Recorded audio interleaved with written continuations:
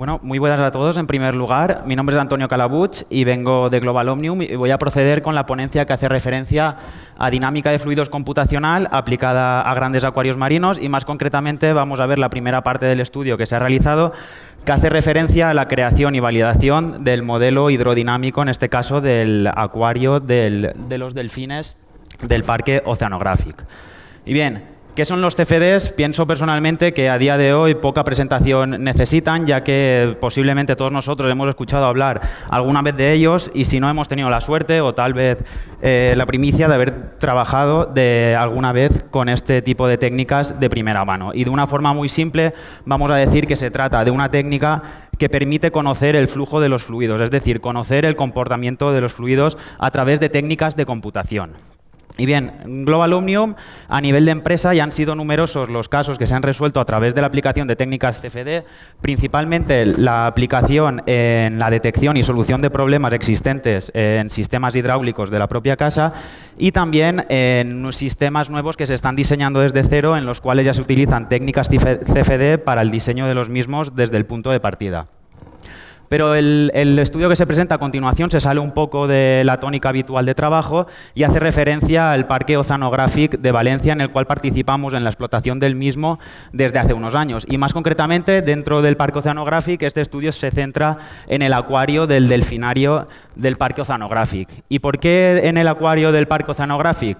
Pues básicamente porque a nivel de mantenimiento se encontraron una serie de problemas, no muy problemáticos, pero sí que se podían subsanar, como eran la aparición esporádica de ojos rojos y irritación en la piel de los delfines. Por tanto, después de darle un par de vueltas, se decidió abordar el problema a través de la aplicación de técnicas CFD. Y bien, vamos a explicar ahora cuál ha sido el proceso para la creación del modelo y aprovechando el modelo 3D que se ha realizado para caracterizar el sistema, os presento un poco cuáles son las características del tanque objeto de estudio. Básicamente se compone de 5 grandes piscinas que ocupan un volumen total de unos 26.000 metros cúbicos de agua. Como podéis ver, es un tanque bastante grande.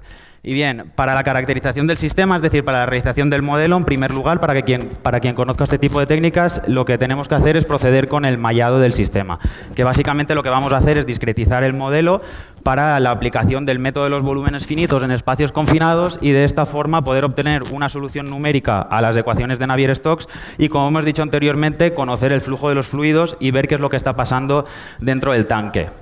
Algunos datos característicos respecto al mallado del sistema.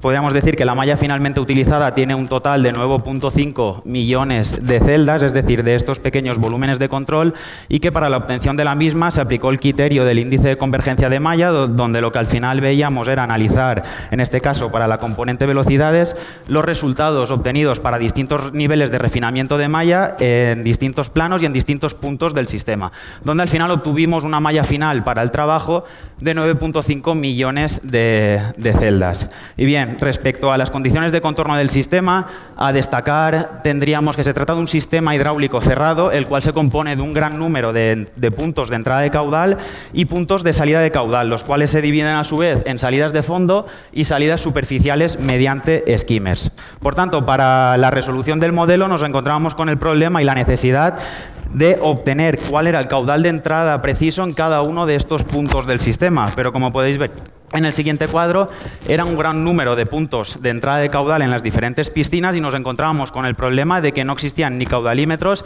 ni posibilidad de acceder a estos puntos finales. Por tanto, lo que hicimos fue abordar un modelo complementario, en este caso un modelo realizado mediante PANET, en el cual íbamos a obtener el caudal de entrada finalmente a estos puntos finales. Y para alimentar este modelo, lo que hicimos básicamente fue una campaña de mediciones en los puntos donde sí que era posible medir el caudal, es decir, las grandes conducciones que a posteriori se iban a ramificar y iban a entrar en las distintas piscinas, y de esta forma pudimos caracterizar el modelo. Y bien, una vez caracterizado el modelo, clara la malla y el solver a utilizar, procedemos con el cálculo computacional. Y una vez finalizado el cálculo computacional, podríamos proceder directamente al análisis de los resultados. Pero, muy importante, antes de proceder con el análisis de resultados, pasa el validar el modelo. Es decir, de nada nos sirve obtener, en este caso, esta representación de las líneas de corriente si no somos capaces de verificar que este comportamiento que hemos obtenido mediante computación se corresponde con la realidad. Por tanto, procedimos mediante la utilización, en este caso, de un velocímetro acústico llamado Vectrino, el cual funciona mediante la emisión de ondas y por el efecto Doppler es capaz de caracterizar la componente velocidades en los distintos puntos del sistema.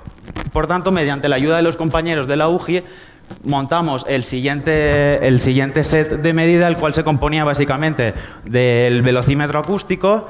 Por otra parte, instalamos otros dos componentes, como es una bomba de extracción de agua y un sistema para caracterizar el oxígeno disuelto medido en el agua, los cuales íbamos a utilizar a posteriori para segundas fases del estudio. Y lo que hicimos fue, mediante la utilización de este montaje, tomar medidas en distintos puntos del delfinario y a distintas alturas. Por tanto, una vez conseguimos validar el modelo hidrodinámico, ya estamos en potestad de proceder con el análisis de los resultados. Y bien, de entre la totalidad de los resultados que podemos analizar, he dispuesto simplemente los más interesantes. Por ejemplo, en esta representación podemos ver una representación de la magnitud velocidades en distintos planos a distintas alturas del sistema, donde ya podemos intuir que existen zonas en las cuales se presentan unas velocidades bastante más elevadas que en otras zonas, lo cual, como veremos a posteriori, era fruto del problema que detectamos y que hemos dicho al principio. Por tanto, de una forma más detallada, podemos ver que se estudió el rango de velocidades que nos encontrábamos en el interior del delfinario y, como podemos ver en la siguiente gráfica, aproximadamente el 40% del volumen del tanque presentaba unas velocidades inferiores a 0.01 metros por segundo, lo cual consideramos que era una velocidad muy baja. ¿Y qué quería decir esto? Que apenas había circulación en estos puntos, es decir, sobre todo en estas zonas y en esta zona de aquí, en la piscina más grande. Por tanto, ¿qué es lo que sucede a nivel de explotación cuando yo estoy tomando muestras de cloro, por ejemplo, que es el desinfectante utilizado en este caso, y yo, desde el desconocimiento del funcionamiento hidrodinámico, tomo muestras en estos puntos y en estos puntos? ¿Qué es lo que sucedía? Pues que cuando yo esté detectando aquí la concentración de cloro, voy a ver que se trata de una concentración muy baja. Por tanto, voy a dar la orden de que se aumente la dosificación de cloro. ¿Y qué nos vamos a encontrar en estos puntos? Una sobrecloración. Y por tanto se explicarían los problemas que se han encontrado y que hemos mencionado al principio. Por otro lado, aparte de esto, me vais a disculpar un segundo.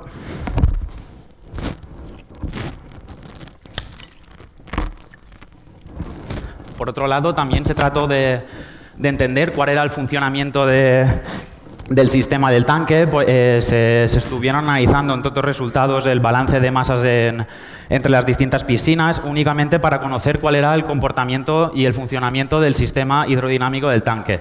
Y en relación al problema mencionado anteriormente, también se calcularon los tiempos de permanencia del agua en el interior del tanque. Y lo que veíamos es que para un tiempo teórico de 9 horas, que es el que había calculado idealmente, nos encontrábamos con zonas que tenían una media de 5,5 horas de tiempo de permanencia y, por contra, otras zonas que tenían una edad del agua, en este caso, superior al doble de la teórica. ¿Y a qué es debido esto? Pues básicamente lo que comentábamos anteriormente.